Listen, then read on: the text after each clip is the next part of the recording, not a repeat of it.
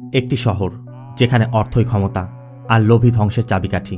সেই শহরেই একজন ভিখারি, যার জীবন ছিল শুধুই বেঁচে থাকার লড়াই, হঠাৎ করে পায় অঢেল সম্পত্তির সুযোগ। কিন্তু এই সম্পদ কি তাকে মুক্তি দিবে, নাকি টেনে নিয়ে যাবে এক মরণ ফাঁদে? হ্যালো ফ্রেন্ডস, দিস ইজ প্লাবন অ্যান্ড ওয়েলকাম টু প্লাবন ওয়ার্ল্ড। বলছি 2025 সালে মুক্তি পাওয়া ক্রাইম ড্রামা থ্রিলার মুভি কুবেরার কথা। কুবেরা এমন একটি গল্প যেখানে প্রতিটি পদক্ষেপ একটি ষড়যন্ত্র, আর প্রতিটি সিদ্ধান্ত জীবন মরণের প্রশ্ন। যেখানে একজন সাধারণ ভিখারি একটি দুর্নীতির সাম্রাজ্যকেই পাল্টে দেয়। বঙ্গোপসাগরে ভারত সরকারের একটি তেল গ্যাস রিসার্চ বেস। গত 7 বছর যাবৎ সাগরতলে তেল এবং গ্যাসের মজুদের তল্লাশি করা হচ্ছিল। অবশেষে এখানে তেলের সন্ধান পাওয়া যায়, আর এই তেল কোনো সাধারণ তেল নয়, পৃথিবীর সবথেকে পিওরেস্ট অয়েল রিজার্ভ। আর এই তেলের সন্ধান পেয়ে সবাই আনন্দ উল্লাস করছে।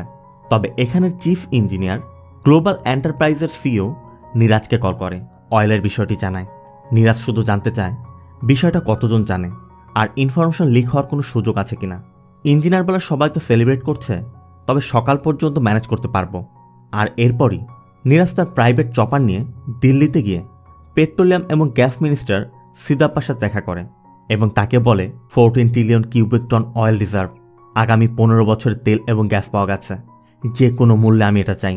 সিদাপ্পা বলে, তেল এমন এক খাজানা যা পুরো সরকার নাড়িয়ে দিতে পারে, এজন্য আমার অন্যদেরও রায় নিতে হবে। কারণ 1 বছর পর ইলেকশন, তেল পাওয়ার খবর পেলে আমরা আরেক টার্ম জিততে পারবো। তবে নিরাজের কথা, তেল পেয়েছেন ডিক্লেয়ার করলে পাবলিক ভাববে এটা তাদের হক, আর আমার থেকে কিনে তাদেরকে দিলে পাবলিক ভাববে এটা আপনি দিয়েছেন। তেলের খবর প্রকাশ করলে আপনি হয়তো 1 টার্ম জিতবেন, আর আমাকে দিলে 2 টার্ম জিততে পারবেন। আপনি শুধু আমাকে জানান কাকে কত দিতে হবে। সিদাপ্পা নিরাজের প্রস্তাবে রাজি হয়ে যায়, আর ওই রাতেই নিরাজ ওই রিসার্চ বেজে আগুন লাগিয়ে দেয়। সাথে ওই বেজে কাজ করা হাজারো শ্রমিক যারা তেলের বিষয়ে জানত, সবাই মারা যায়। পরবর্তী দিনে সরকারের পক্ষ থেকে জানানো হয়, সরকার এতদিন অনেক চেষ্টা করেছে, টাকাও ঢেলেছে, আর পরিণতিতে এত মানুষের মৃত্যু, তাই সরকার আর এই প্রজেক্ট কন্টিনিউ করবে না। সাথে নিহতদের পরিবারকেও 20 লক্ষ টাকা করে দেওয়া হবে। এরপর সিদাপ্পা সবার সাথে কথা বলে, মানে নিজ পার্টি, অপোজিশন পার্টি, মিডিয়া সব মিলিয়ে 1 লক্ষ কোটি টাকার একটি লিস্ট দেয়, যার 50,000 কোটি টাকা ব্ল্যাক মানি আর 50,000 কোটি টাকা হোয়াইট মানি হিসেবে পুরোটাই ক্যাশ দিতে হবে। নিরাজ লিস্টটি নিজের কাছে রেখে দিচ্ছিল। তবে সিদাপ্পার কথা, আপনি লিখে নিন, হ্যান্ডরাইটিংও ফাঁসাতে পারে, আর ভুলক্রমেও যদি এই বিষয়টা ফাঁস হয়ে যায় তবে চাপে পড়ে আপনাকেও আমাকে অ্যারেস্ট করাতে হবে। মানে টাকা নিবে লক্ষ কোটি, কিন্তু কোনো রিস্ক নেবে না।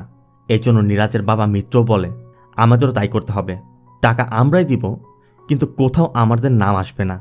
নিরাজ বলে, তুমি চিন্তা করো না বাবা, এমন কাজ করার জন্য অনেক এক্সপার্ট আছে। কিন্তু মিত্রর কথা, এমন কাজের জন্য এক্সপার্ট তো তুমি অনেককেই পাবে, কিন্তু ভরসা করার মতো মানুষ পাওয়া খুব কঠিন। মিত্র সিবিআই অফিসার দীপকের কথা বলে যে এ পর্যন্ত 1000-এর উপর কেস সলভ করেছে, এমনকি আমাদের অফিসের রেট দিয়েও 100 কোটি টাকা উদ্ধার করেছিল। দীপক একজন সিনসিয়ার এবং অনেস্ট ব্যক্তি।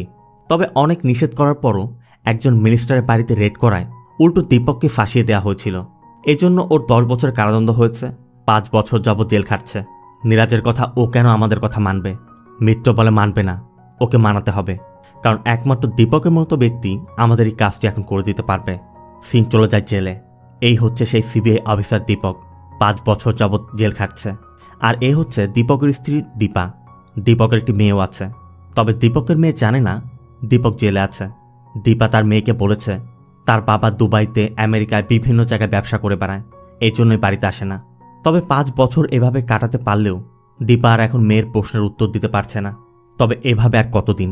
এদিকে দীপকের জেল থেকে বের হওয়ার কোনো সম্ভাবনা নেই, আবার দীপাও বাইরে ম্যানেজ করতে পারছে না। এরপরে নিরাজ দীপকের সাথে দেখা করে এবং দীপককে বলে, আমি জানি তুমি বিনা দোষে জেল খাটছ, আর এটাও জানি আগামী 10 বছর তোমাকে জেল থেকে বের হতে দেওয়া হবে না, কিন্তু আমি তোমাকে জেল থেকে বের করার ব্যবস্থা করব। যে সম্মান তুমি হারিয়েছ, যে লাইফ তুমি হারিয়েছ, আমি তোমাকে সব ফিরিয়ে দিব। তোমাকে শুধু আমার হয়ে কাজ করতে হবে। কিন্তু দীপকের কথা, আমি এই ধরনের কাজ করি না, আমি কোনো অন্যায় কাজ করি না। নিরাজ বলে, তোমার জেলে থাকাটা কি অন্যায় না? বাকি ডিসিশন তোমার। তুমি 10 দিনে জেল থেকে বের হতে চাও, না 10 বছর জেল খাটতে চাও? দীপকের কথা, আমি ন্যায় অবশ্যই পাবো। কিন্তু নিরাজ বলে, এই সমাজে টাকা এবং পাওয়ার ছাড়া কখনোই ন্যায় পাওয়া যায় না। এই বলে নিরাজ চলে যায়। আর নিরাজ এখান থেকে গিয়েই নতুন একটি গ্যাস কোম্পানি ওপেন করে। আর এদিকে দীপক নিরাজের প্রপোজালের কথা চিন্তা করে নিরাজকে ফোন করে এবং বলে যে সিস্টেমের জন্য আমি এত বছর লড়াই করেছি সেই সিস্টেমই আমাকে ধোঁকা দিয়েছে, আর আপনি আমার পাশে এসে দাঁড়িয়েছেন। এখন থেকে আপনি যা বলবেন আমি তাই করব। আর ঠিক 7 দিনের মধ্যেই নীরাজ দীপককে জেল থেকে বের করে নেয়। আর দীপা তার মেয়েকে যেমনটা বলেছিল দীপক সেভাবেই তার মেয়ের কাছে ফিরে আসে। তারা নতুন একটি অ্যাপার্টমেন্টে ওঠে, নতুন করে আবার সংসার শুরু করে। এরপর দীপক নীরাজদের অফিসে যায়। নীরাজ বলে 50,000 কোটি টাকা ব্ল্যাকে এবং 50,000 কোটি টাকা হোয়াইটে ট্রান্সফার করতে হবে, আর এর জন্য তাদের হাতে 6 মাস সময় আছে। নীরাজ দীপককে ওই লিস্টটি ধরিয়ে দেয়। দীপক জানতে চায় এরা কি অরিজিনাল নাকি বেনামি। নীরাজ বলে সবই বেনামি, তবে এরা কারা সেটা জানার চেষ্টা করবে না, আর এমনভাবে কাজটা করতে হবে আগামী 50 বছরেও যেন তাদেরকে ট্রেস করতে না পারা যায়। সাথে নীরাজ এটাও বলে দেয় যে এখানে আমি যা কিছু করব তুমি কখনই আমাকে কোনো প্রশ্ন করতে পারবে না। দীপক ওই লিস্টে থাকা নামগুলো লিখে রাখে এবং বলে আমার জন্য আলাদা অফিস দরকার, আর ওরা যেমন বেনামি নামে টাকা ট্রান্সফার করাচ্ছে আপনারাও তাই করুন। এমন 4 জন ব্যক্তি যাদের সাথে আপনাদের কোনোরকম কোনো লিঙ্ক নেই তাদের নামে 4টি ফেক কোম্পানি ক্রিয়েট করে ওই কোম্পানিগুলোর মাধ্যমে টাকা ট্রান্সফার করানো হবে। আর যদি কোনো সময় ইনভেস্টিগেশন হয়ও এই বেনামিদের কখনোই লিঙ্ক খুঁজে বের করা যাবে না। আপনারা পুরো সেফ থাকবেন। মিত্রর কথা অপরিচিত লোকেদের নামে কোম্পানি খুললাম, তাদের নামে এত টাকা দিয়ে দিলাম, যদি তারা সব কিছু প্রকাশ করে দেয়, যদি টাকা নিয়ে পালিয়ে যায় তখন আমরা কি করব? দীপকের কথা এমনটা যারা করবে না তেমন ব্যক্তি খুঁজে বের করতে হবে, তবে এর জন্য দীপকের কিছু সময় দরকার। এরপর দীপক অফিস থেকে বের হতেই রাস্তার জ্যামে কয়েকজন ভিখারিকে দেখতে পায়, আর ভিখারিদের দেখেই দীপকের মাথায় একটা বুদ্ধি আসে। ছোট্ট একটি বিজ্ঞাপন আছে, আপনারা চাইলে স্কিপও করতে পারেন। বন্ধুরা, আমি তোমাদের জন্য এনেছি দারুণ একটি অ্যাপ মোস্টবিট, যেখানে হাজার হাজার মানুষ আসল টাকা উপার্জন করছে। আর হ্যাঁ বন্ধু, তুমিও পারো শুধু এই প্ল্যাটফর্মে গেম খেলে। এখানে রয়েছে বিভিন্ন ধরনের গেম যেখানে তুমি তোমার গেমিং স্কিল, স্ট্র্যাটেজি এবং প্রেডিকশন ব্যবহার করে আসল টাকা জিততে পারো। তুমি ক্রিকেট, ফুটবল, ভলিবলের মতো লাইভ গেমেও প্রেডিকশন করে ভালো টাকা আয় করতে পারো। আমার স্পেশাল প্রোমো কোড ব্যবহার করো এবং সাথে সাথে পেয়ে যাও 45,000 পর্যন্ত বোনাস এবং 250টি ফ্রি স্পিন, যেখানে প্রতি স্পিনে গিফট জেতার সুযোগ রয়েছে। এই বোনাস ব্যবহার করে যে কোনো গেম খেলে বোনাসটাকে আসল টাকায় কনভার্ট করে সেটা তুমি উত্তোলন করতে পারবে। এখানে নগদ, বিকাশ, রকেট, ইউপে এবং ক্রিপ্টোর মতো লোকাল পেমেন্ট অপশন সাপোর্ট করে। টাকা তোলা একদমই সহজ। আর হ্যাঁ, প্রথম ডিপোজিটে তুমি পাবে 125% পর্যন্ত বোনাস। তাহলে আর দেরি কিসের? রেজিস্টার করো, বোনাস নাও, খেলো আর টাকা কামাও। আমি আবারও বলে নিচ্ছি, আমি যেই বিজ্ঞাপন দেই না কেন, যেখানে আর্থিক ক্ষতির সুযোগ রয়েছে সেখানে ইনভেস্ট করার আগে ভেবেচিন্তে করবেন। তো চলুন এবার মুভিতে ফিরে যাই। দীপক আবার নীরাজ এবং মিত্রর সাথে দেখা করে এবং বলে বেনামি পেয়ে গেছি, আমরা ভিক্ষুকদের দিয়ে কাজটি করাবো, কারণ ওরা অশিক্ষিত। ব্যাংক ব্যালেন্স, ব্যাংক ট্রান্সফার এই সম্পর্কে ওদের কোনো আইডিয়াই নেই। ওরাই আমাদের এই কাজের জন্য উপযুক্ত। প্রথমে আমরা বেছে বেছে 4 জন ভিখারিকে নিয়ে আসব, এরপর আমাদের মতো করে ওদের নাম, প্যান কার্ড, আধার কার্ড সব তৈরি করব। এখানে কি হচ্ছে না হচ্ছে ভিখারিরা কিছুই বুঝতে পারবে না, আর এদের সম্পর্কে কেউ জানতেও আসবে না, খুঁজতেও আসবে না। একবার আমাদের কাজ হয়ে গেলে এদেরকে যেখান থেকে নিয়ে আসা হবে আবার সেখানেই ফিরিয়ে দিব। আর দীপকের এই প্রস্তাবে নীরাজ রাজিও হয়ে যায়।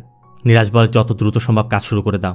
আর পাটিল নামে এক ব্যক্তির কথা বলে যে ও আমাদের ভরসামান ব্যক্তি, ওকে নিয়ে কাজ করো। এরপর দীপক বের হলে নীরাজ তার বাবা মিত্রকে বলছিল একবার যদি আমাদের কাজ হয়ে যায় আমরা ওই ভিখারিদের ফেরত পাঠাবো না, ওদের মেরে ফেলবো, কারণ আমি কোনোরকম কোনো প্রমাণ রাখতে চাই না। কিন্তু মিত্রর কথা দীপককে এটা মানবে? নীরাজ বলে সেটা আমি দেখব, ওকে কীভাবে ম্যানেজ করতে হয় আমি জানি। এখান থেকে সিন চলে যায় তিরুপতি। আমাদের কয়েকজন ভিখারিকে দেখানো হয়, আর এদের মধ্যে এই ভিখারির নাম হচ্ছে দেবা। দেবা তার পালিত কুকুরটি নিয়ে ভিক্ষা করছে।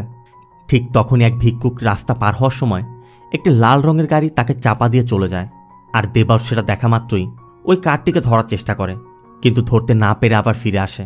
যে মারা গেছে সে একজন ভিক্ষুক, তাই না পুলিশ তাকে ধরছে না কর্পোরেশন লোকজন তাকে গাড়িতে তুলছে।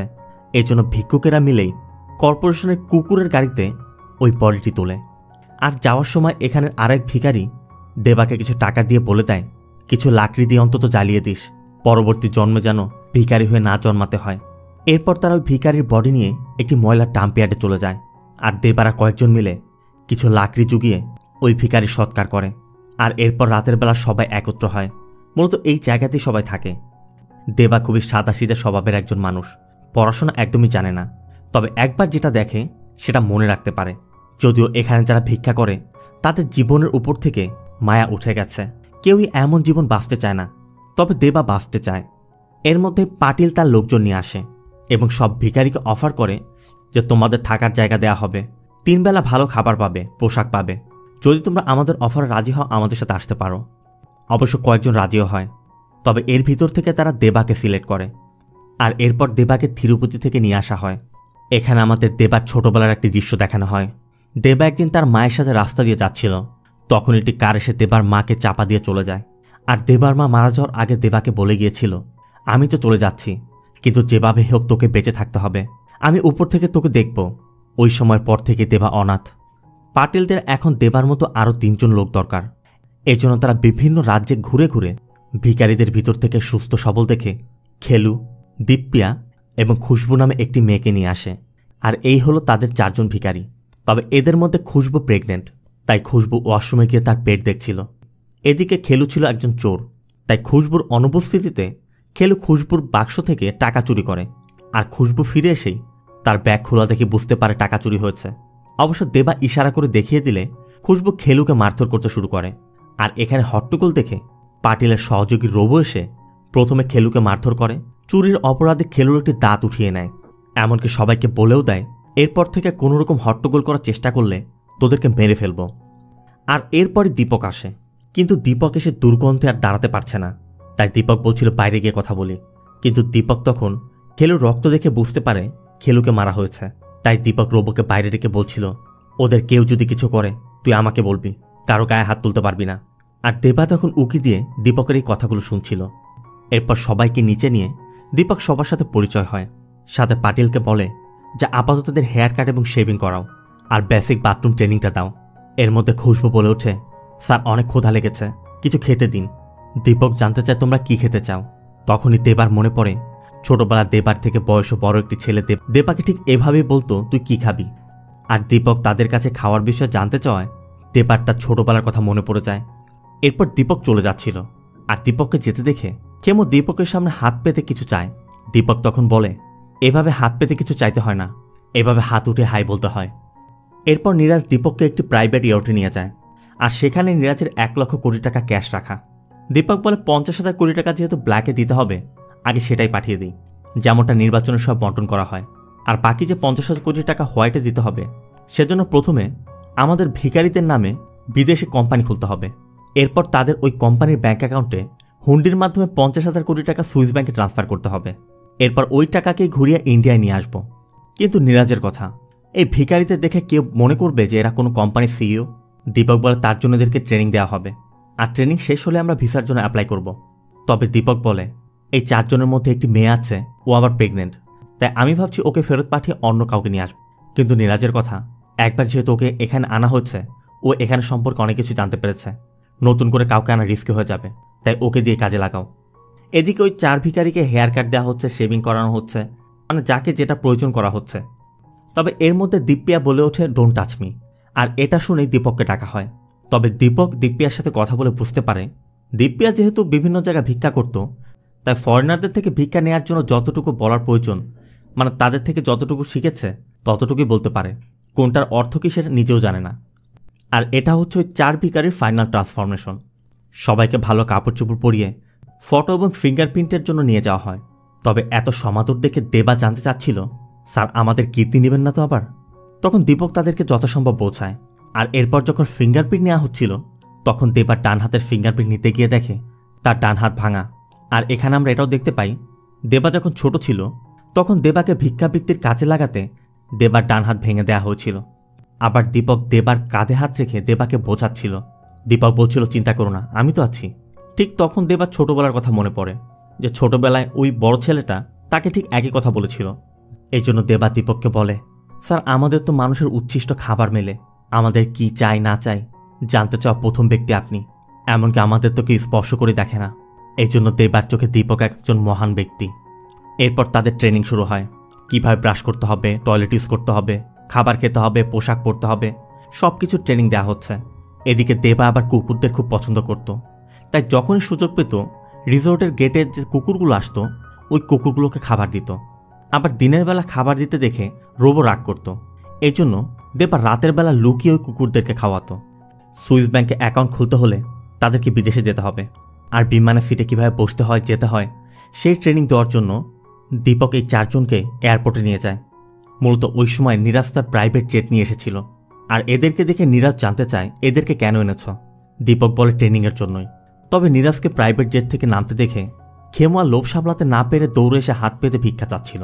আর খেমুকে 500 টাকা দিতে দেখে খুশবু আর দিব্যাও দৌড়ে এসে টাকা চায়, কিন্তু দেবা তার নিজের জায়গায় দাঁড়িয়ে আছে। নীরাজ যতই তাকে টাকা দিতে ডাকুক আসছিল না। এরপর দীপকের কথায় দেবা এগিয়ে আসে আর নীরাজ দেবাকে 500 টাকা দিয়ে চলে যায়।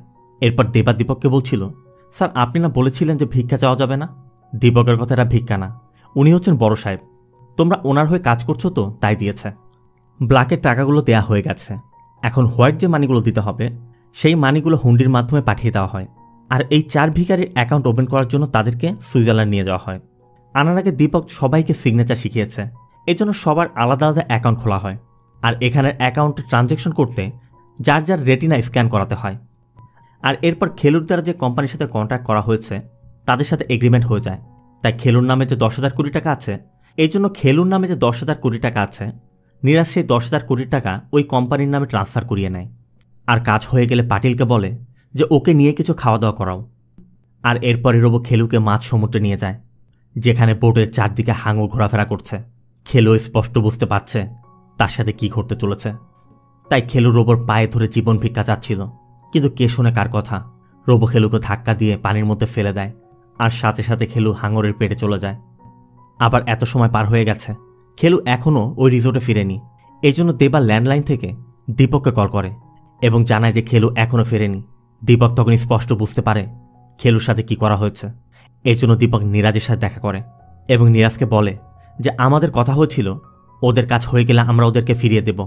নীরাজ প্রথমেই দীপককে মনে করিয়ে দেয় যে আগেই কথা হয়েছিল তুমি আমাকে কোনো প্রশ্ন করতে পারবে না। আর তারপর ওরা অনেক কিছু জেনে গেছে, সোশ্যাল মিডিয়া, টিভি, নিউজ, সব জায়গায় আমার ফটো। তা সত্ত্বেও তুমি ওদেরকে আমার সামনে নিয়ে গেছো।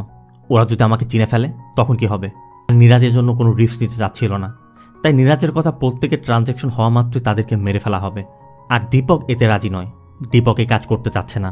তখন নীরাজ দীপককে মনে করিয়ে দেয় তোমার হাতে কোনো অপশন নেই, তুমি ইচ্ছা করলে চলে যেতে পারো, কিন্তু তোমার মনে রাখতে হবে তুমি যেখান থেকে এসেছিলে তোমাকে আবার সেখানে ফিরে যেতে হবে, তোমাকে আবার জেল খাটতে হবে। তোমার স্ত্রীর সন্তানকে নিয়ে যে সম্মান নিয়ে তুমি বসবাস করছো সবই হারাবে। আর স্ত্রীর সন্তানের কথা চিন্তা করি দীপক এখন নিরুপায়। আর এর পরবর্তী দিন দিব্যার নামের থাকা 10,000 কোটি টাকার ট্রানজ্যাকশনটি হয়ে যায়। আর দিব্যার সাথে একই ঘটনা ঘটে যেমনটা খেলুর সাথে ঘটেছিল। এদিকে খুশবুর উপর রোবোর আগে থেকে নজর ছিল, তাই রোবো মদের নেশায় খুশবুকে জোর করে তার সাথে নিয়ে যেতে চাচ্ছিল। আর এটা দেখে দেবা বাধা দেয়, কিন্তু রোবো কিছুতেই মানছে না। তাই রোবোর সাথে পেরে না উঠে দেবা রোবোর মাথায় আঘাত করে খুশবুকে নিয়ে বাথরুমে ঢুকে পড়ে। দেবা ভালো করে বুঝতে পারছিল রোবো তাদেরকে ছাড়বে না, তাই বাথরুমের ফাঁকা দিয়ে তারা বের হওয়ার চেষ্টা করছিল। খুশবু কিছুতেই ওই ফাঁকা দিয়ে বের হতে পারছে না, এই জন্য তারা বাথরুমের মধ্যে অপেক্ষা করছিল। আর পরবর্তী দিন দীপক এসে ডাকলে দেবা খুশবুকে নিয়ে বের হয়ে আসে। দেবা শুধু দীপককে বলে স্যার রোবো ভালো মানুষ না। দীপকও বিষয়টা বুঝতে পারে, কিন্তু দীপকেরও কিছু করার নেই। আবার আজ দেবার পালা, তাই দেবাকে প্রথমে একটি সাব রেজিস্ট্রার অফিসে নিয়ে যাওয়া হয় এবং সেখানে নিয়ে কয়েকটি ডকুমেন্টসে সিগনেচার করানো হয়। এই সাব রেজিস্ট্রারের নাম হচ্ছে নারায়ণ। তবে নারায়ণ দেবার সম্পর্কে কোনো কিছুই জানে না, আবার দেবার যে হাবভাব তাতে বোঝার কোনো উপায় নেই। এরপর নারায়ণের কথা মতো নারায়ণের একটি ফ্ল্যাটে গিয়ে নারায়ণকে বিপুল পরিমাণ টাকা দেওয়া হয়। তার মানে এখানে একটি অবৈধ ডিল হয়েছে। আর এজন্য নারায়ণ দেবাকে তার কার্ডটি দিয়ে বলে দেয় স্যার এরপর যখনই প্রয়োজন পড়বে আমাকে কল করবেন। এরপর দেবার ট্রানজ্যাকশন করাতে নিয়ে যাওয়া হয়। আর তখনই দেবা দীপককে বলে স্যার রোবোকে আমি মেরেছি, কারণ রোবো খুশবুর সাথে এমনটা করতে যাচ্ছিল। আর এটা শোনার পরই দীপক রোবোকে বলে যে তুই কেন এমনটা করতে যাচ্ছিলি, ও তো প্রেগনেন্ট। কিন্তু দীপকও তো কোনো ভালো কাজ করছে না, তাই দীপকও রোবোদেরকে কিছু বলতে পারছে না। এরপর দেবার রেটিনা স্ক্যান করিয়ে দেবাকে পাঠিয়ে দেওয়া হয়। দীপকও তখন সোফায় শুয়ে রেস্ট করছিল। আর এদিকে রোবো দেবাকে মারতে মারতে নিয়ে যাচ্ছিল। তবে যাওয়ার সময় দেবা জানে তার হিসু পেয়েছে, না থামলে গাড়ির মধ্যে করে দিবে। এজন্য বাধ্য হয়ে রোবো গাড়ি থামিয়ে দেবাকে জঙ্গলের পাশে নিয়ে যায়। অন্যদিকে দেবার অ্যাকাউন্ট থেকে ট্রান্সফার করার সময় সার্ভার এরর হওয়ার কারণে ট্রান্সফারটি ক্যান্সেল হয়ে যায়। আর এটা দেখে দীপকের তো মাথা নষ্ট। দীপক দ্রুত রোবোকে কল করে এবং যে কোনো মূল্যে দেবাকে ফিরিয়ে আনতে বলে। তবে রোবো ফিরে তাকাতেই দেখে দেবা পালিয়েছে, আশেপাশে কোথাও খুঁজে পাওয়া যাচ্ছে না। এটা শোনা মাত্র দীপকও চলে আসে আর পুরো দল নিয়ে সবাই এখন দেবাকে খুঁজে বেড়াচ্ছে। এদিকে দেবা আশেপাশে কিছুই চেনে না। দেবা হাঁটতে হাঁটতে রেলওয়ে স্টেশনে চলে যায়। আর স্টেশনের বাইরে কয়েকজন ভিখারিকে আগুন পোহাতে দেখে দেবাও তাদের পাশে বসে যায়, কারণ দেবা তো নিজেকে তাদের মতোই ভাবছে। কিন্তু তারা দেবার পোশাক আশাক দেখে দেবার থেকে দূরে সরে যায়। আর দেবা ওটা বুঝতে পেরে স্টেশনের ভিতরে চলে যায়। আর ঠিক এখানেই দেবার সাথে সামিরার পরিচয় হয়। দেবা বেঞ্চে বসা মাত্র মাথা ঘুরিয়ে পড়ে যায়। আর সামিরা এটা দেখতে পেয়ে দেবাকে জাগানোর চেষ্টা করে, কিন্তু দেবা কিছুতেই জাগছে না। ঠিক তখনই দুজন পথচারী এখান থেকে যাওয়ার সময় দেবার মুখে পানি দিয়ে দেবার জ্ঞান ফিরে আনে।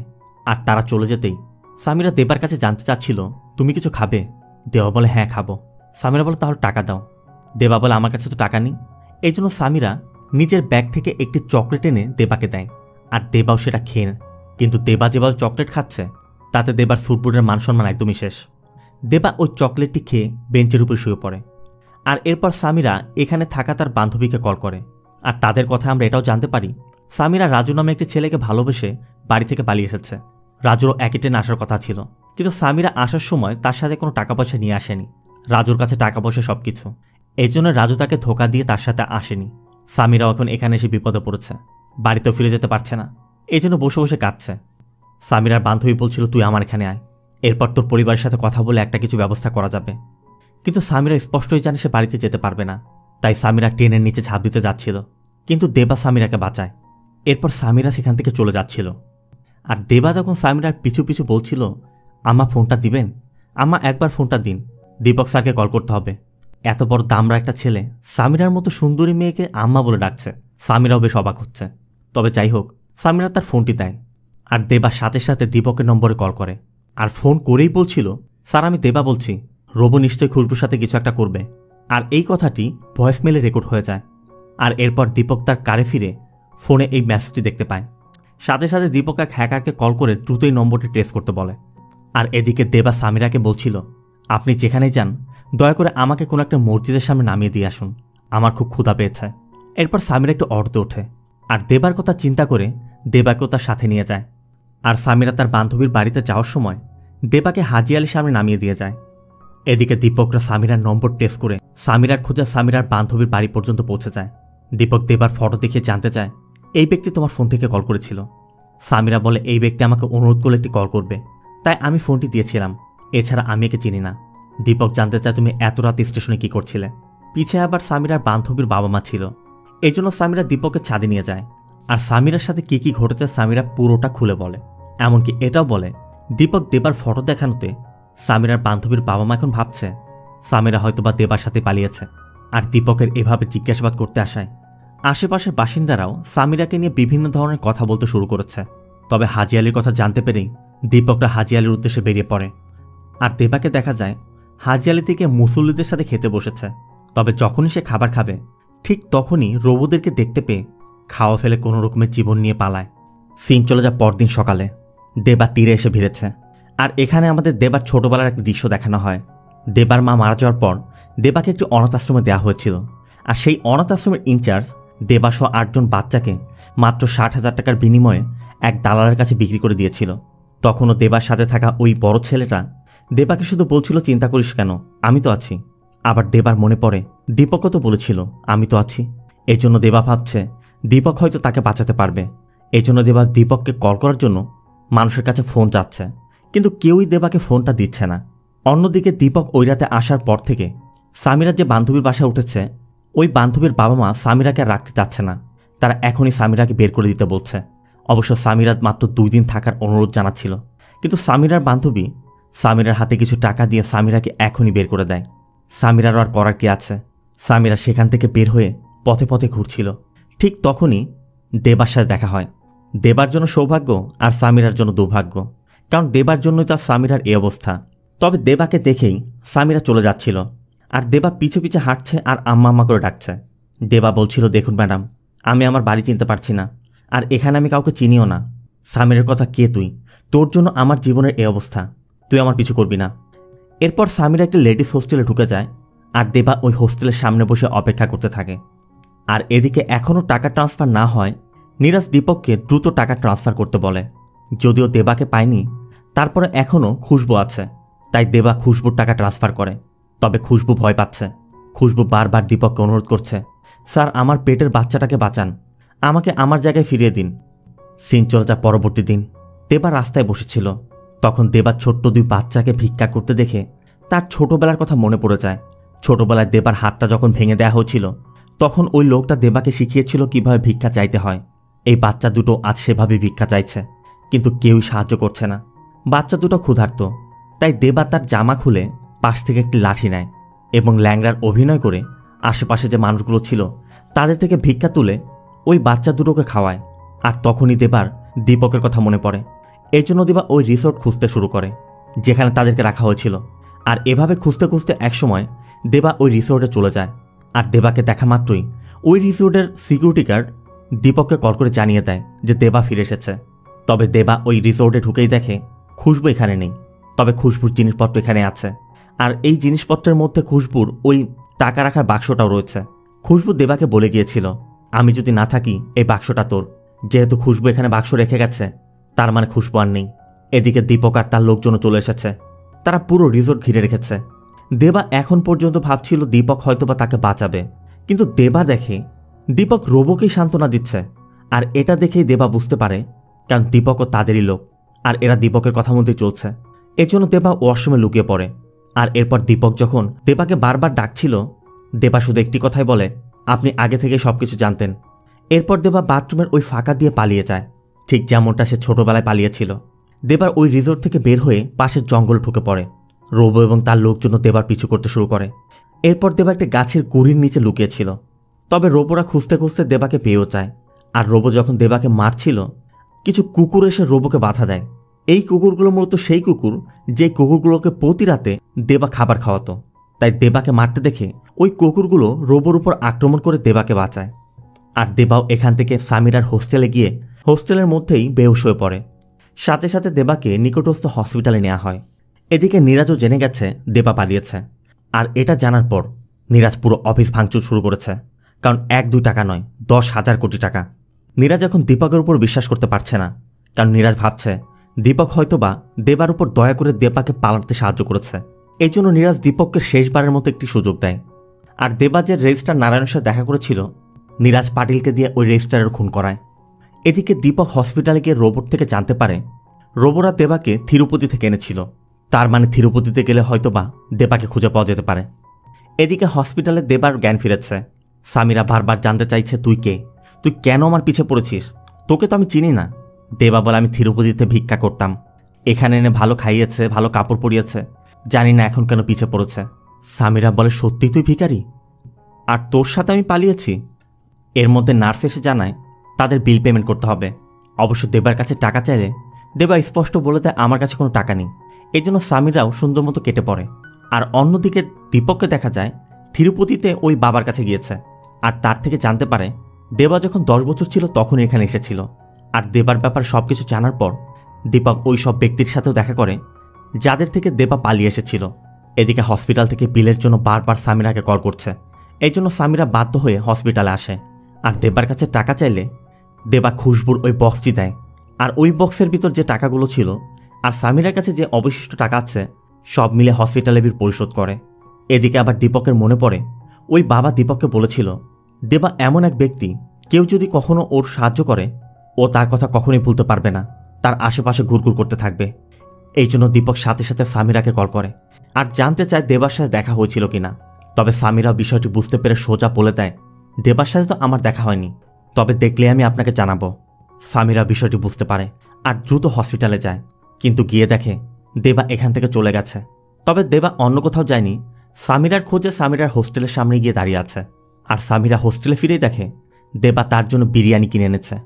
বিয়েতে পড়ার উদ্দেশ্যে সামিরা রাজুর জন্য পাঞ্জাবি আর পায়জামা কিনেছিল। সামিরা দেবাকে সেগুলো দিয়ে দেয় আর বলে, দেখো ভাই, তোমার জন্য এমনিতেও আমার অনেক সমস্যা হচ্ছে, আর দীপক স্যার তোমাকে খুঁজছে। আমার মনে হয় উনি তিরুপতিতে আছেন। তুমি যত দ্রুত সম্ভব এখান থেকে চলে যাও। তুমি তোমার মতো মরো, আমি আমার মতো মরি। দেবার কথা না ম্যাডাম, মরবেন না, বাঁচতে হবে। এরপর সামিরা দেবার কাছে জানতে চায় দীপক স্যার কেন তোমার পিছে পড়ে আছে, তুমি এমন কি করেছ? দেবা বলে, আমি তো কিছুই জানি না। সামিরা বলে, এমন কেউ কি আছে যার হাতে পায়ে ধরে তুমি মাপ চাইলে দীপক স্যার তোমার পিছু করবে না? দেবা তখন নীরাজের কথা বলে যে একজন বড় স্যার আছেন, বিমান থেকে নেমেছিলেন। সামিরার কথা ওরাতে এয়ারপোর্ট ছিল, ওখানে তো আর কেউ থাকে না। তবে ভালো করে চিন্তা করে দেবা তার পকেট থেকে নারায়ণের কার্ডটি বের করে দেখায় যে এই স্যার আমাকে চিনেন, সেই আমাকে কার্ডটি দিয়েছিলেন। আর কার্ড দেখে সামিরা দেবাকে বলে দেয় যে কিভাবে তার সাথে দেখা করতে হবে, কোথায় যেতে হবে। অবশ্য দেবা সামিরাকে সাথে যেতে বললে সামিরা বলে দেয় আমাকে পাগলে কামড়েছে, তুমি তোমার মতো যাও। এই জন্য দেবা গোসল করে তার পুরাতন কাপড় ফেলে ওই নতুন কাপড়গুলো পরে সোজা নারায়ণের সাথে দেখা করতে ওই সাব রেজিস্ট্রি অফিসে যায়। তবে সেখানে গিয়ে জানতে পারে নারায়ণ মারা গেছে। আর এটা শুনে দেবা বলছিল তাকেও মেরে ফেলেছে। দেবার এই কথায় সবাই সন্দেহ করে বসে, আর সাথে সাথে দেবাকে লোকাল থানায় নিয়ে যাওয়া হয়। ইনি হচ্ছেন সাব ইন্সপেক্টর অশোক। অশোক দেবার কাছে জানতে চায় তুমি সাব রেজিস্ট্রারের সাথে কেন দেখা করতে চাইছো। দেবা বলে আমি এক স্যারের সাথে এখানে এসেছিলাম, আমি সিগনেচার করেছিলাম, তাকে কিছু ব্রিফকেসও দিয়েছিলাম, আমার জানতে হবে বড় সাহেবকে। তবে দেবার কথা অশোক কিছুই বুঝতে পারছে না। এই জন্য অশোক দেবাকে ইচ্ছামতো পিটিয়ে লকআপে আটকে রাখে। অন্যদিকে সিদাপ্পা নিরাজকে বাকি টাকার জন্য প্রেশার দিচ্ছে। আর নিরাজের চাপে দীপক সামিরার লেডিস হোস্টেলে গিয়ে সামিরার মাথায় গান ধরলে সামিরা বাধ্য হয়ে বলেই দেয় দেবা নারায়ণ নাম এক সাব রেজিস্ট্রারের কার্ড দেখিয়েছিল, ওখানে তার সাথে দেখা করতে গিয়েছে। এদিকে দেবা বারবার অশোককে বলছে স্যার আমি ওই স্যারকে কয়েকটা ব্রিফকেস দিয়েছিলাম, কিন্তু অশোক কিছুই বিশ্বাস করছে না। তবে তখনই পত্রিকার মধ্যে নিরাজের ফটো দেখেই দেবা বলে ওঠে স্যার এটাই তো বড় সাহেব, এর সাথে তো আমি দেখা করেছিলাম। আর এটা শোনা মাত্রই অশোক থানা থেকে সবাইকে বের করে দেয় এবং দেবার কাছে জানতে চায় তুমি কোথায় ওই ব্রিফকেসগুলো দিয়েছিলে। দেবা বলে স্যার আমি জায়গার নাম বলতে পারবো না, তবে আমি আপনাকে নিয়ে যেতে পারবো। এর জন্য দেবা অশোককে নারায়ণের প্রাইভেট ফ্ল্যাটে নিয়ে যায়, যেখানে নারায়ণের সাথে ডিলটা হয়েছিল। আর ওই অ্যাপার্টমেন্টের ওয়াচম্যানের সাথে কথা বলে জানতে পারে নারায়ণ মাঝে মধ্যেই এই ফ্ল্যাটে আসতো, আর এখানে রেগুলার মেয়েরা যাতায়াত করে। এমনকি ওয়াচম্যানের কাছে বলা আছে কোনো মেয়ে এসে যদি ওল্ড মাঙ্ক বলে তাহলে তাকে চাবি দিতে হবে। এরপর চাবি নিয়ে ফ্ল্যাটে গিয়ে তল্লাশি করে ফ্ল্যাটের গোপন চেম্বারের মধ্যে বিপুল পরিমাণ স্বর্ণের বার এবং লাগেজ ভর্তি টাকা পাওয়া যায়। আর এগুলো দেখে অশোকের এখন বিশ্বাস হচ্ছে যে দেবা সত্যি বলেছে। তবে এর মধ্যে থানা থেকে অশোককে জানিয়ে দেয় দেবা আর গঙ্গারাম নামে এক ব্যক্তির মধ্যে 100 কোটি টাকার ফেক ল্যান্ড ডিল হয়েছিল, এগুলো মূলত সেগুলোরই ঘুষ। তবে গঙ্গারামের অ্যাড্রেস নিয়ে অশোক ওই অ্যাড্রেস ভেরিফাই করতে যায়, আর সেখানে গিয়ে জানতে পারে এই নামে এখানে কেউই নেই। এই গঙ্গারাম মূলত এমপি সীতারামের বেনামি অ্যাড্রেস। অন্যদিকে দীপক সাব রেজিস্ট্রি অফিসে এসে জানতে পারে দেবাকে পুলিশে দেওয়া হয়েছে, আর থানায় গিয়ে জানতে পারে অশোক দেবাকে নিয়ে তদন্তে বের হয়েছে। এই জন্য দীপক অশোকের কাছে যাচ্ছে। এদিকে দেবার ক্ষুধা পেয়েছে, তাই অশোককে জানালে অশোক দেবাকে বিরিয়ানি খাওয়ায়। দেবা যখন খাচ্ছিল অশোক তখন দেবাকে বলছিল তোকে দেখে আমার দয়া হচ্ছে, তোকে ব্যবহার করে লক্ষ লক্ষ কোটি টাকা, তোকে ব্যবহার করে কোটি কোটি টাকা এখান থেকে ওখানে করা হচ্ছে, আর তুই বেচারা কিছুই জানিস না, কিছুই বুঝতে পারছিস না। দেবা জানতে চায় স্যার কোটি কোটি টাকা কত টাকা হয়। অশোক বলে এত টাকা ধর তিরুপতি, মুম্বাই, এই যে আশেপাশে 2-4টা রাজ্যের যতগুলো ভিখারি আছে এদের থাকার জায়গা, খাওয়ার ব্যবস্থা, চিকিৎসা সব কিছু হয়ে যাবে এত টাকা। আর তোর নামে তাদের এত টাকা, তোকে ওরা ছাড়বে না। দেবার কথা এমনটা যদি হয়ে থাকে তাহলে টাকা নিয়ে আমাকে ছেড়ে দিতে বলুন। তবে অশোকদের কথার মধ্যেই দীপক আর তার দলবল চলে আসে, আর দীপকদের দেখেই দেবা পালানোর চেষ্টা করছিল। আর দেবা বারবার বলছিল স্যার দীপক স্যার ভালো না, এ ওদের দলের লোক। এর জন্য অশোক দেবাকে বাঁচাতে দীপককে গান পয়েন্ট করে, আর দীপকও একসময় অশোককে গুলি করে মেরে ফেলে।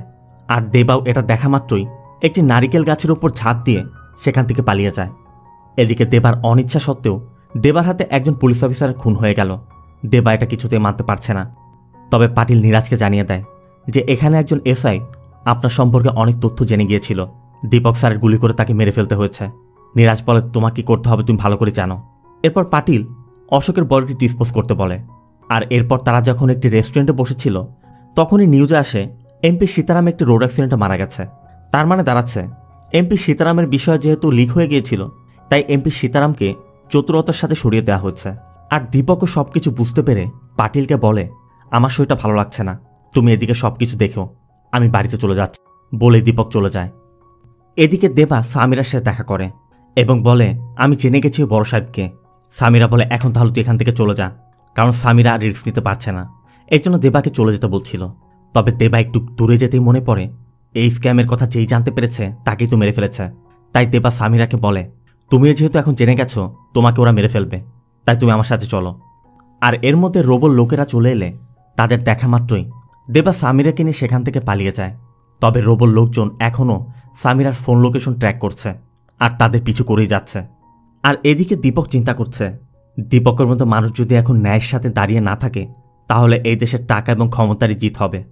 এই জন্য দীপক দীপাকে বলে, তুমি এই মুহূর্তে আমাদের মেয়েকে নিয়ে দুবাই চলে যাও, আমি 15 দিন পর ওখানে আসব, আর এখানে কি হচ্ছে না হচ্ছে আমি ফিরে এসে তোমাকে সব জানাবো। তাই দীপকের কথা মতো দীপা মেয়েকে নিয়ে দ্রুত এয়ারপোর্টের উদ্দেশ্যে বেরিয়ে যায়। আবার এদিকে রোবোরা সামিরার ফোন লোকেশন ট্র্যাক করে সামিরা এবং দেবাকে খুঁজে বেড়াচ্ছে। আর দেবারও শেষমেশ বাঁচার জন্য একটি ময়লার ট্রাকে উঠে যায়। সামিরা বুঝতে পারছিল হয়তোবা ওরা ফোন লোকেশন ট্র্যাক করছে, তাই সামিরা তার ফোনটি অফ করে রাখে। আর এজন্যই ময়লার ট্রাকটি যখন এখান থেকে নিয়ে যাওয়া হয়, রোবোরা আর ট্র্যাক করে তাদের পিছু করতে পারছিল না। এদিকে স্ত্রীর সন্তানকে দুবাই পাঠিয়ে দিয়ে দীপক ওই রিসোর্টে যায় এবং সেখানে থাকা সকল এভিডেন্স একসাথে করে একটি লকার রুমে রেখে নিরাজের সাথে দেখা করে। অন্যদিকে ওই ট্রাকটি ময়লার ভাগারে নিয়ে যাওয়া হয়েছে, আর ময়লার সাথে দেবা এবং সামিরাকে ফেলে দেওয়া হয়। সামিরা পুরো শরীর তখন ময়লা, সামিরা আর নিতে পারছে না। সামিরা বারবার শুধু দেবাকে বলছিল, তোর জন্য আমার এই অবস্থা, কেন আমি তোকে সাহায্য করতে গেলাম আর তোর জন্য আজ আমার মরতে হচ্ছে। আর সামিরার এই অবস্থা দেখে দেবাও আর মানতে পারছিল না, তাই দেবা সামিরার ফোনটি অন করে দীপককে কল করে। এদিকে দীপক তখন নিরাজদের সামনে বসেছিল, তবে দীপক ফোন রিসিভ করা মাত্রই সামিরা দৌড়ে এসে কলটি কেটে দিয়ে আবার ফোনটি বন্ধ করে রাখে, কারণ সামিরার কথা, ওরা তো আমাদের লোকেশন ট্র্যাক করে ফেলবে। সামিরা দেবাকে দ্রুত এখান থেকে নিয়ে যায়। আর এরপর তারা যখন যাচ্ছিল, দেবা লক্ষ্য করে একজন ভিখারি মারা গেছে। কর্পোরেশনের কুকুরের গাড়িতে তার লাশ তোলা হচ্ছে। আর এটা দেখে দেবা দ্রুত তাদেরকে বলে, দয়া করে কুকুরের গাড়িতে তুলবেন না, আমি আপনাদের টাকা দিব। তবে তারা এখনই টাকা চাচ্ছে। দেবা বলে 1 ঘন্টা সময় দিন, আমি টাকা এনে দিচ্ছি। তারা অপেক্ষা করতে রাজিও হয়। এরপর দেবা সামিরাকে নিয়ে নারায়ণের ফ্ল্যাটের ওই অ্যাপার্টমেন্টের সামনে যায়।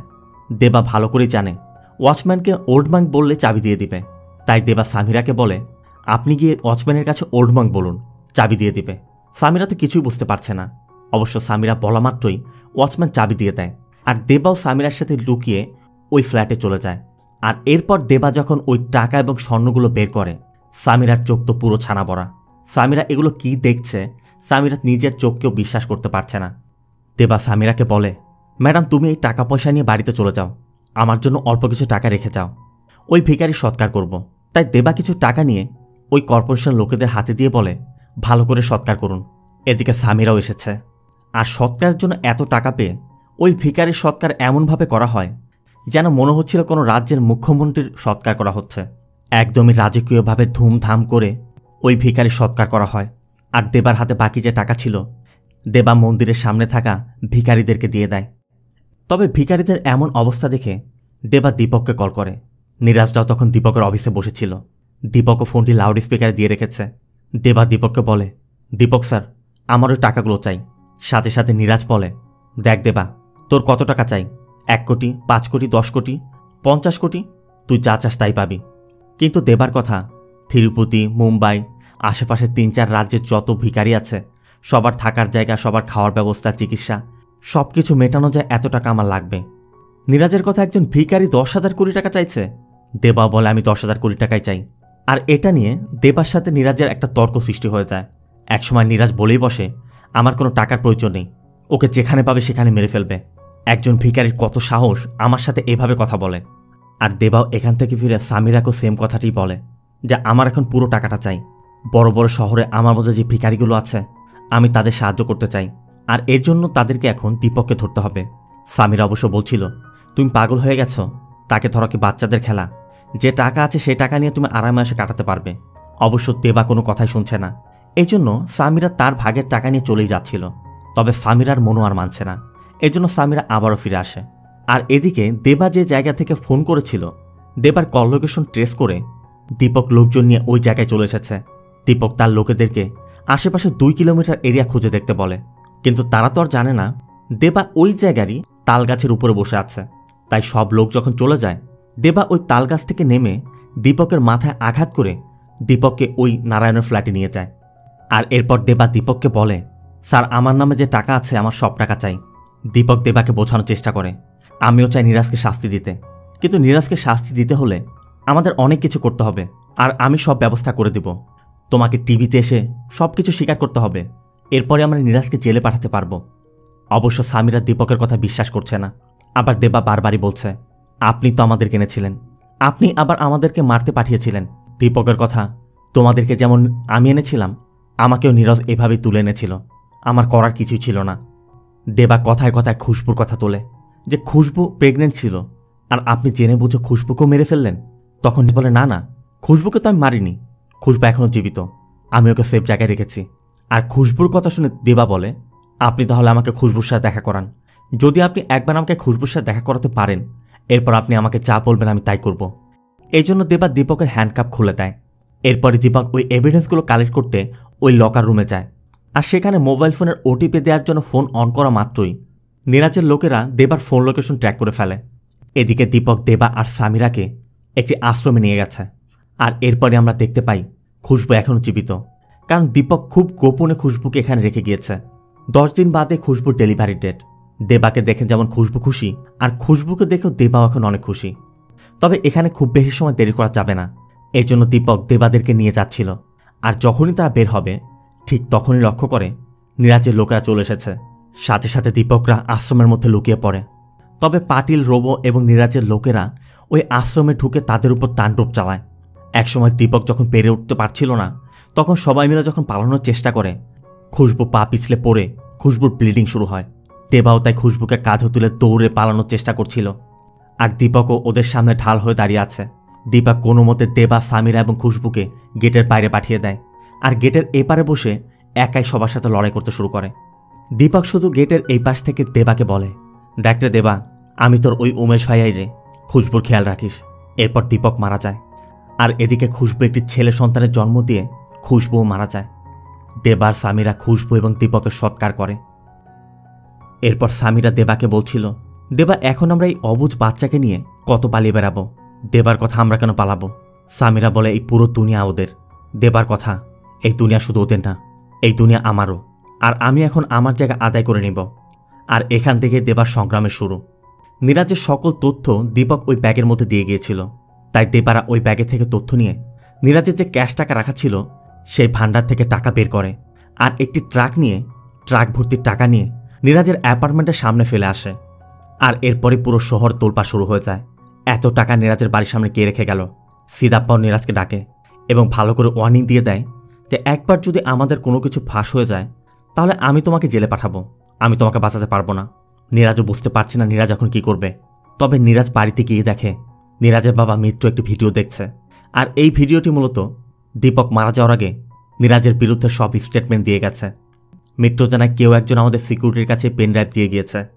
ঠিক তখনই দেবা নিরাজকে কল করে এবং বলে, দীপক স্যার আমার কাছে যা যা দিয়ে গেছে আমি সব প্রকাশ করে দিব। নিরাজরা ভালো করে জানে এই সব কিছু প্রকাশ পেয়ে গেলে তারা শেষ হয়ে যাবে। এই জন্য নিরাজ বলে, দীপক তোমার কাছে যা যা দিয়ে গেছে সব তুমি আমাকে দিয়ে দাও, তার বিনিময়ে তোমার যা চাই আমি তোমাকে তাই দিব। তোমার কি চাই তুমি বলো।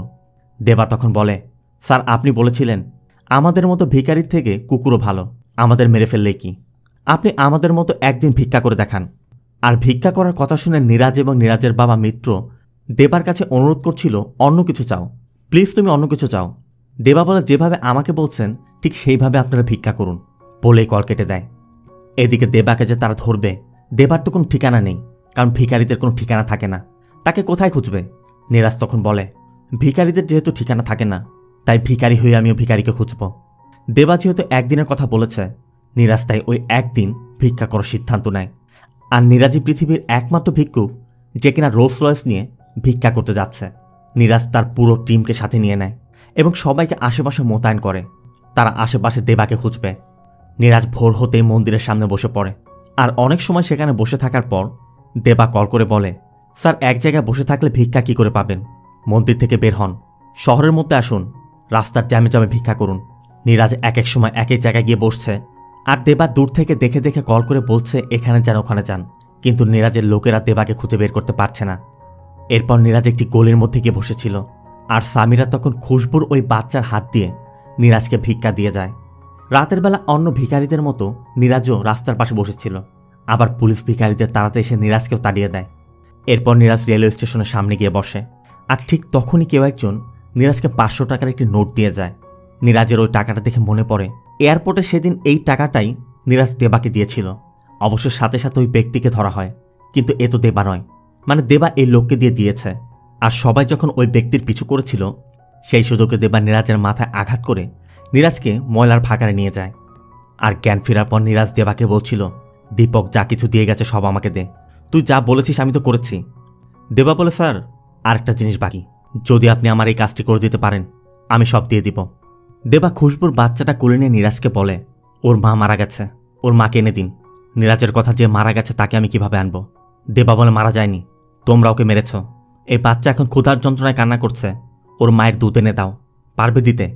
নিরাজ বলে, তা আমি পারবো না, কিন্তু বেঁচে থাকলেই ওর মা কি করতো? এখানে ওখানে ভিক্ষা করে ওকে খাওয়াতো। দিন শেষে একটা ভিক্ষুকই তৈরি হতো, আর একদিন দুজনে না খেতে পেয়ে ক্ষুধার্ত অবস্থায় মারা যেত। দেবা বলে, তুই কোনোদিন শুধরাবি না রে।